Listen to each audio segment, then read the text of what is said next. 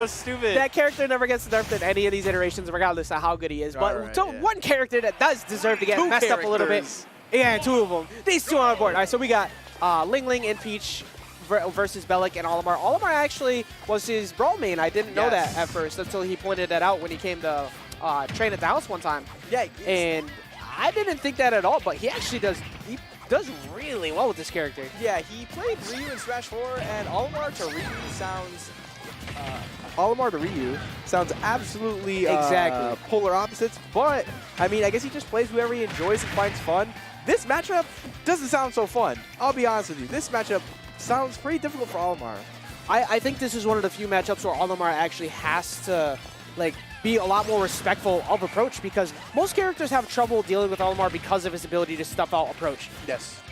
Peach doesn't care about that. Approaching there is going to smack off a lot of the Olimar, a lot of the Pikmin, and being able to space out, getting the roll read. That is the Link classic, just setting you up off the ledge like that, but not going to get the kill. Good DI coming in from Doug. There is certain scenarios in where Olimar has his flaws. He's probably 3 times better than he was in Smash 4 to now. But wow, that was an amazing snipe. A thing that Olimar does struggle in is certain range and certain angles. Olimar loses to platform camping, and wow. Okay, so fun fact, back here kind of just beats Pikmin. I did not know that. Pikmin can't handle the thickness. That's on them. Except for maybe the purple, but like at 184%, you know, this is something that he needs to be very aware of. That back air is going to come in and take out that stock.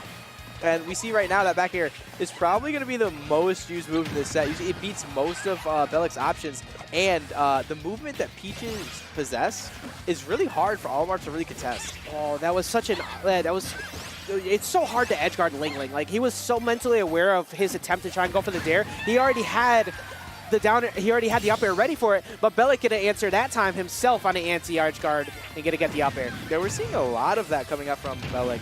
Just throwing out so much, 48%. We saw up smash, apparently. Mind you, he got up smash off of, he got like 50% off of 1 up smash, hence why people's gripe with the character. However, to be fair, I am always a fan of improvements to characters, period. Yes. I know people may not like the adjustments because of things that they have to deal with, but it's nice to see the overall improvements they've made.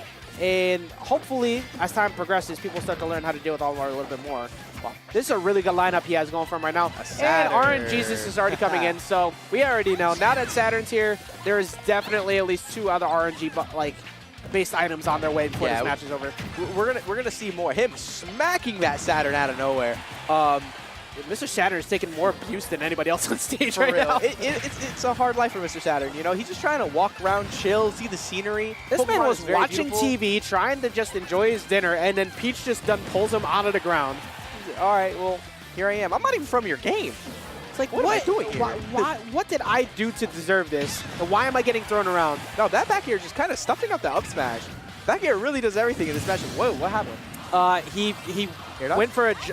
He jumped to throw the turnip back at him, or a Pikmin toss back at him, but I think that he forgot that he actually used this jump and didn't recover early enough. A lot of people do talk about Olimar and how good he is, but you have to understand that both of these characters are fairly technical in my opinion. Having management of Pikmin alone is a job within itself. And the double back air into the down throw back air is another easy way to rack up big damage too. And that's the thing, we were talking about the up smash before to be able to rack on big damage. So speaking of, and they actually didn't continue to string off of there. But Peach, another character people like to point out in kind words, how quickly she can rack on damage too. Yeah, we see what Ling can do. Out of 1 back air, he got 60 damage, but this game is insanely close. belaC showing us, like, hey, even though I don't enter a lot, I can make these results. But right now, can he make that game 1 with Ling and just as I say that? Yeah, anticipating an actual need to tech from the turnip, and because he was under the stage, it actually just pushed him back. And you see Ling kind of smiling about that, like, I'll take that. Yeah. Because, hey, that was a close match. So that's, again, belaC is never someone to sleep on. He is always a consistent threat.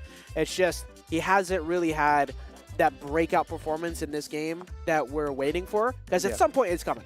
At some point, like it's gonna click, whether it be with a new character or it'll be with the Olimar. He's going to have a very dominant performance in one of these regionals. Yes. But it's really hard to break through when you have somebody who's so consistent like LingLing. Yeah, I mean, definitely these are the type of people that you want to be playing the most, and I feel like belaC, regardless, is a player who is amazing at adapting. So we might see a giant turnaround game 2. Maybe we won't. Ling also is the type of person that, you know, he might play like really close game 1 and then he'll 3-stock you game 2. So both of these players very good at adapting. I know belaC, win or lose, is going to look back at the set multiple times. He's going to learn so much from this, and I can't wait to see his improvement as a player. Both of these players fall into that category of the same thing won't work twice. Yes. And being trying to make the adjustment to deal with like the defensive play of Ling in one set and then deal with the absolute aggression that he could put on the next. It's really hard to deal with as an Olimar who wants to set up shop. Like, he wants so badly to keep you out until he has the right lineup and then just blitz you.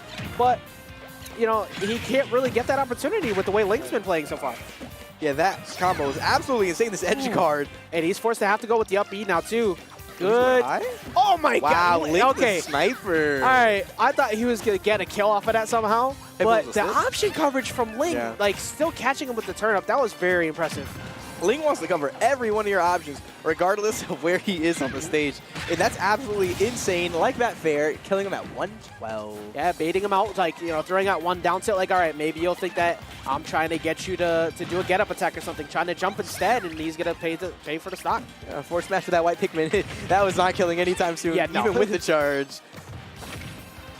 White Pikmin definitely good for wrecking on that damage, but not sealing out the stock steal is. He is like the pink, I mean not the pink, the purple. And we're seeing the adaptation from Ling. Like, he's just keeping him at ledge. He's beating every one of his options, calling him out. And that's the type of player that Ling is. Like I said earlier, he takes a lot of game 1s just to sit back, relax, and see what you want to do. And he just takes what he's learned and done so well. And Ling is also a dissector of recoveries. Like game 1, he'll kind of let you feel like you have to recover in some situations. But when you have a recovery with no hitbox, it's really hard to make it back. But belaC recognizing that he was getting a little bit too jumpy, catching him with the up air. All right, right now, playing a little bit slower. I like how belaC wants to be playing this. He's going to take a fair to the face, but he's slowing down a lot more, and I'm kind of appreciating that. He's respecting Ling and his movement options, which sometimes can be very tricky. Agreed. You know, it's as an Olimar player, you want to think long game sometimes, and belaC definitely capable of doing so. Not that time, though. He's going to get caught with the back air. Now he's going to be forced to have to approach again. Like, you want so bad to be able to set up and just rack up that damage, but it's really hard to do so when you're this far behind.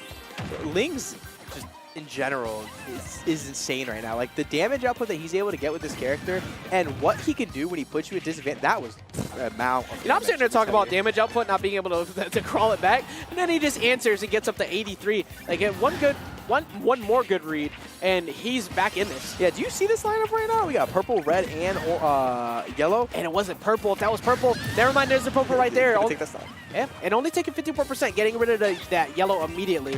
Ooh, I wonder why he didn't go for up smash. I know it was a white Pikmin. Because he actually had to pull. Oh, he had a pull. Yeah, he didn't have the other one. That's interesting. Well, right now, that was so good. You know what? Actually, I've been waiting for him to utilize that. That is a very common thing. Just digging deep for the edge guard. You know, very similar to playing against Ness. The moment you see that they're off stage, they got no hitbox, go. Blitz and go.